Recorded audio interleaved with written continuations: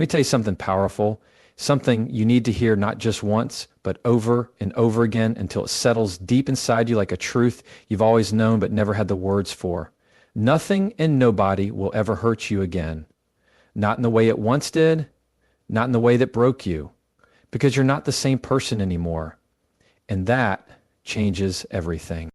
You've built something sacred inside of you now, something called boundaries, not walls, not cages, not cold detachment, boundaries, the kind that let love in but stop manipulation at the door, the kind that allow you to rest, to breathe, to feel without being consumed. You learn that not everyone deserves access to your heart, and even fewer people deserve access to your peace. You don't just give your energy away anymore. You protect it like a treasure, because that's exactly what it is. The version of you that once stayed quiet to keep the peace, the one who laughed off the disrespect, the one who stayed when they knew they should have left, that version of you doesn't live here anymore. And let's be honest, that old version was surviving. This one is thriving. That's what growth looks like. You can love people and still walk away. You can be kind and still say no. You can be strong and still be soft. You finally understand the difference between being open-hearted and being a doormat. And that shift, that's your freedom. You don't miss red flags anymore. You see them. And when you do, you don't make excuses for them. You don't dress them up as potential. You don't turn them into projects. You take them for what they are and you move accordingly. That's not fear talking. That's not bitterness. That's intelligence. That's self-respect. That's finally listening to the voice inside you that says, we're not doing this again. And speaking of that voice, you hear it clearly now, don't you? That quiet whisper that used to be drowned out by noise, by doubt, by guilt, by other people's opinions. It's louder now, stronger, because you stopped outsourcing your safety to people who never had the capacity to hold it. You realize that the safest place you could ever be is within yourself. You trust your gut now. You don't second guess your instincts. You know the difference between discomfort that leads to growth and pain that leads to destruction. Yeah. You don't argue for your worth anymore. You walk in it. You don't wait for people to choose you. You choose yourself every single time. And because of that, because of the healing, the hard boundaries, the quiet strength, you are no longer available for the kind of harm that used to reach you. Not because life won't try, not because people won't disappoint, but because you no longer hand out the keys to your peace so easily. And that right there is everything. This isn't about pretending pain doesn't exist. It's about knowing that you now hold the power to respond to it differently. You don't collapse anymore. You don't beg anymore. You don't lose yourself to someone else's chaos anymore. You don't call it love when it's actually control. You don't call it loyalty when it's actually abuse. You've renamed the things that once confused you, and that clarity has made you untouchable. So no, nothing and nobody will ever hurt you again. Not like that, because you've changed the rules, you've changed the locks, and you've changed the way you show up for yourself. You don't need permission to protect your heart. You don't need a reason to walk away. You don't need a crowd to stand tall. You are the protector now. And the you that's standing here today, that version won't settle for anything less than peace, dignity, and a love that doesn't ask you to shrink. And that is why you'll never be hurt like that again. Emotional boundaries are often misunderstood. People think setting boundaries means you're shutting others out, that you're building walls so high no one can reach you. But that's not what healthy boundaries are about. They're not walls that isolate you from the world. They're shields that protect you from what doesn't serve you. You don't set them because you hate people. You set them because you've learned to love yourself enough to protect your peace. You're not cold, you're not distant, and you're not selfish. You're just done letting people walk through your life like it's theirs to rearrange. There comes a point where you stop apologizing for needing space, for wanting clarity, and for saying no. You stop explaining why your standards exist because the people who respect them don't need an explanation, and the ones who don't will never accept one anyway. Boundaries are how you stop cycles. They're how you say, this ends with me. The late night anxiety, the one-sided friendships, the guilt tripping, the emotional roller coasters. Those patterns start to crumble the moment you draw a line in the sand and decide not to cross it anymore. And maybe that means some people leave. Maybe that means you disappoint others. But that's a price you're willing to pay, because keeping everyone else comfortable while you suffer silently isn't strength, it's self-betrayal. And you're done betraying yourself. You finally come to terms with the truth that not everything that knocks deserves to come in. Not every call deserves to be answered. Not every cry for help is your responsibility. You've stopped bleeding yourself dry for people who wouldn't offer you a drop if you were the one thirsty. That's the kind of self-respect boundaries create. They give you the freedom to love without losing yourself, to support without being swallowed, to listen without absorbing. You can still be kind, compassionate, and generous, but you don't let those qualities become weapons people use against you. You've realized that it's not your job to make everyone else comfortable at the cost of your own discomfort. It's not your job to carry someone else's emotional mess just because you're strong enough to lift it. Your job is to be whole, to be grounded, and to be at peace. Boundaries make that possible. They don't harden your heart, they heal it. They don't turn you into a loner, they help you find your people. The ones who get it. The ones who respect you without needing to be reminded. So now, when someone crosses the line, you don't react with fear or guilt. You respond with clarity. You don't scream, you don't beg, you don't crumble. You simply remove your energy, you disengage. And that calm, quiet, unapologetic detachment, that's your shield, that's your power. You are no longer the version of yourself who tolerated that pain, and that matters more than most people realize.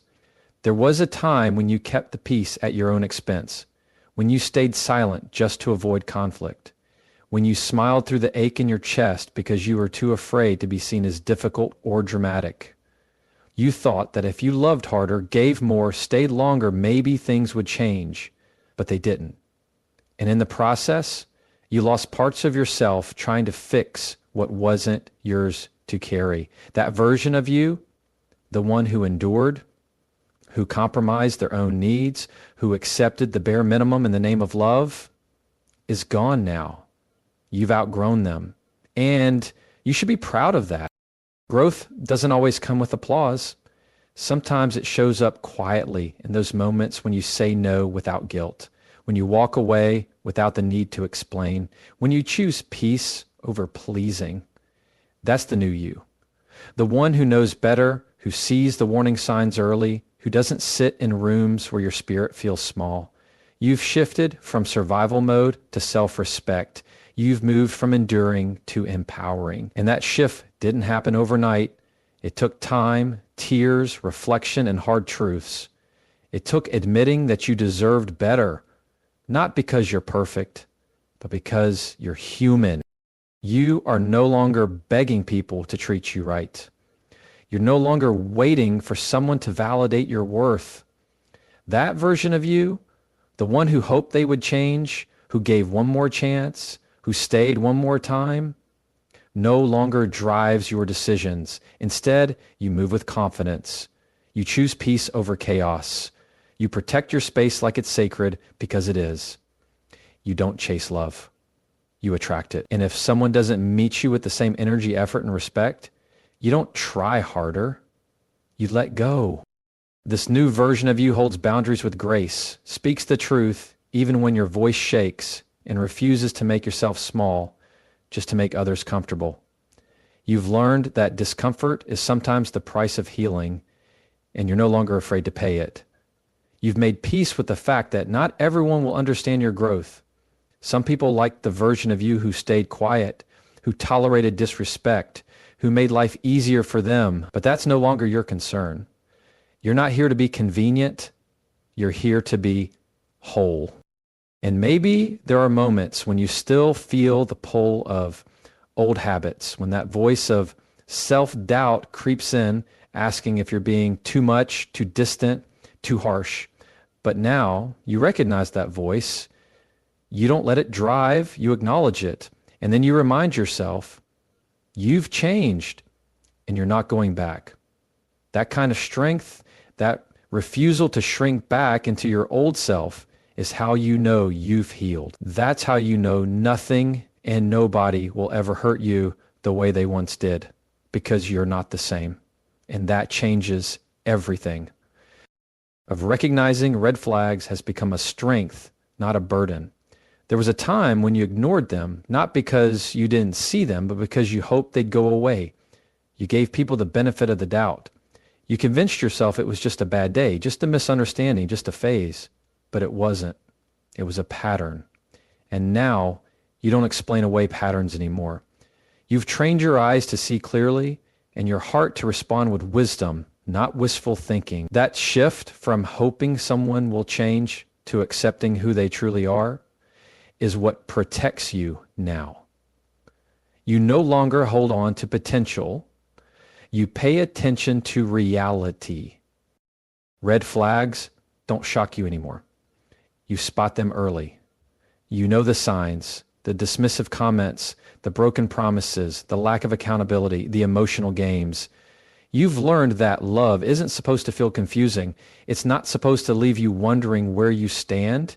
And when it does, that's not your cue to try harder. It's your cue to walk away. You've learned that silence after disrespect isn't maturity, it's suppression. That forgiving too quickly isn't always healing. Sometimes it's avoiding.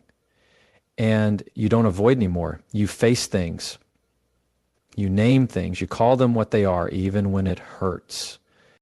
You don't let red flags turn into full-blown disasters anymore. You don't need something to explode before you exit. You don't need to be broken to believe yourself. You don't wait for more proof. If it feels off, you investigate. If it drains you, you step back.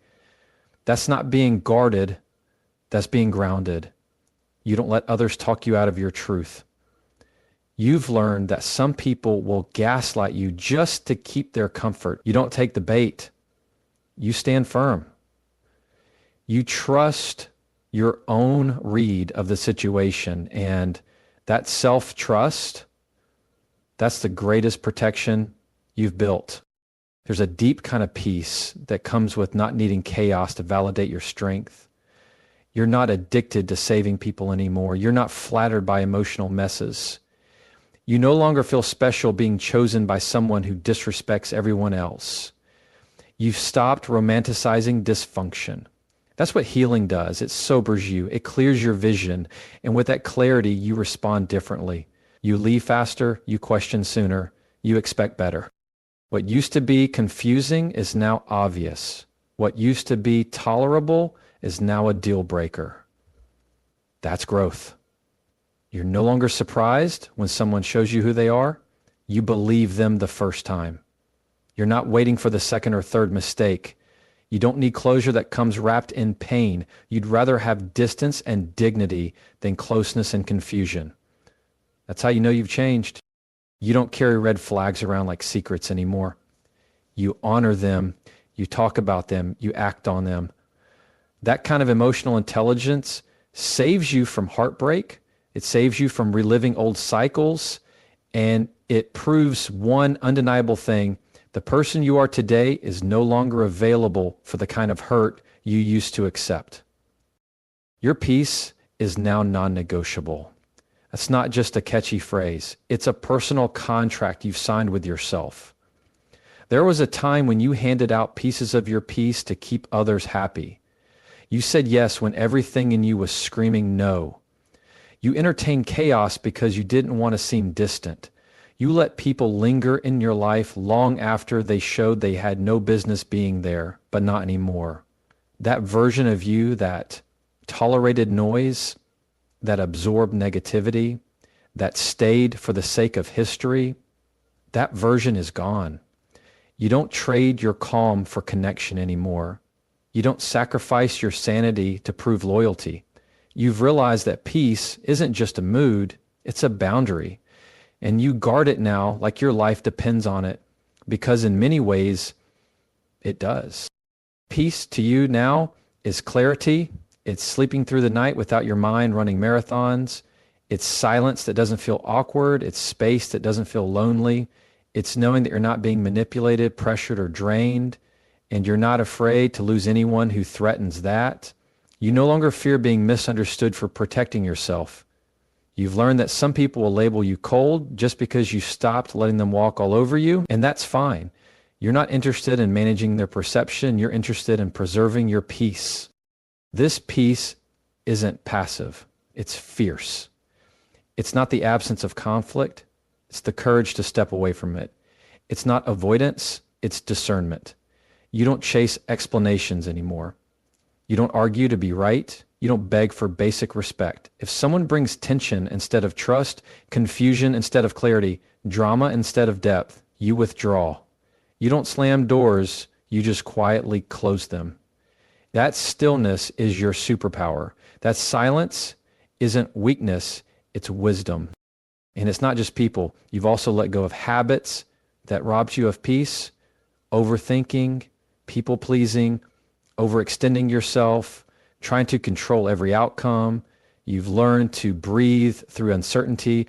You've stopped performing for approval. You've stopped overanalyzing every interaction. That mental freedom, that emotional freedom, it's sacred, and you don't jeopardize it for temporary validation.